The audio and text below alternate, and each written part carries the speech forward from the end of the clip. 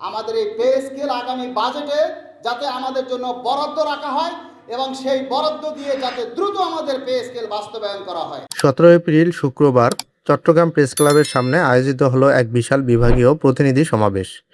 বাংলাদেশ সরকারি কর্মচারী কল্যাণ সমিতি চট্টগ্রাম জেলা শাখার উদ্যোগে নবম পে স্কেলের গেজেট প্রকাশ ও দ্রুত বাস্তবায়নের দাবিতে চট্টগ্রামের বিভিন্ন সরকারি দপ্তরের হাজারো কর্মচারী আজ রাজপথে নেমে এসেছেন।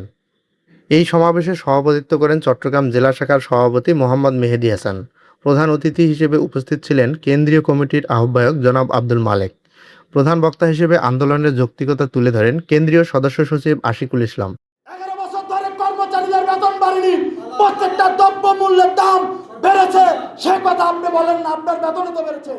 এছাড়াও ঢাকা থেকে সংহতি জানাতে আসেন কর্মচারী কল্যাণ ফেডারেশনের সভাপতি এম আব্দুল বাতেন বিপ্লব এবং কেন্দ্রীয় নেতা শাহাবুদ্দিন মুন্সি। বক্তারা তাদের বক্তব্যে ক্ষোভ প্রকাশ করে বলেন, 2015 সালের পর দীর্ঘ 11 বছর পেরিয়ে গেলেও নতুন কোনো পে স্কেল ঘোষণা করা হয়নি। যেখানে প্রতি 5 বছর অন্তর নতুন পে স্কেল দেওয়ার কথা, সেখানে 10 বছরেরও বেশি সময় হয়ে গেছে, কিন্তু এখনও বেতন অপরিবর্তিত। অথচ এই সময়ে চাল, ডাল, তেল সহ নিত্যপণ্যের দাম বেড়েছে কয়েক গুণ। বাসা ভাড়া আর সন্তানদের শিক্ষা ব্যয় মেটাতে গিয়ে 11 থেকে 20 গ্রেডের কর্মচারীরা আজ দিশেহারা। বক্তারা মনে করিয়ে দেন, এই 20 কোটি মানুষকে সেবা দিয়ে টিকিয়ে রেখেছে প্রায় 22 লক্ষ সরকারি কর্মচারী। একজন ঝাড়ুদার থেকে শুরু করে উচ্চপদস্থ কর্মকর্তা সবাই রাষ্ট্রের সেবক। কিন্তু দ্রব্যমূল্যের এই ঊর্ধ্বগতিতে তারা আজ অস্তিত্ব সংকটে। বক্তাদের প্রশ্ন, দেশের সব উন্নয়ন কাজ যদি ঠিকঠাক চলতে পারে তবে কেন কর্মচারীদের বেতন বৃদ্ধি আটকে থাকবে? সমাবেশ থেকে সরকারের প্রতি 3টি প্রধান দাবি জানানো হয়। 1. অবিলম্বে বৈষম্যহীন নবম পে স্কেল ঘোষণা করতে হবে।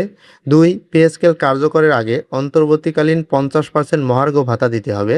3. আগামী 2026-27 অর্থবছরের বাজেটে পে স্কেলের জন্য প্রয়োজনীয় বরাদ্দ রাখতে হবে। চট্টগ্রাম থেকে শুরু হওয়া এই আন্দোলন পর্যায়ক্রমে সারা দেশে ছড়িয়ে দেওয়ার ঘোষণা দেওয়া হয়েছে। আগামী মে দিবসের আগে দাবি মানা না হলে আরও কঠোর কর্মসূচির হুঁশিয়ারি দিয়েছেন নেতৃবৃন্দ। এখন দেখার বিষয়, আগামী বাজেটে এই 22 লক্ষ কর্মচারীর প্রাণের দাবির প্রতিফলন ঘটে কিনা।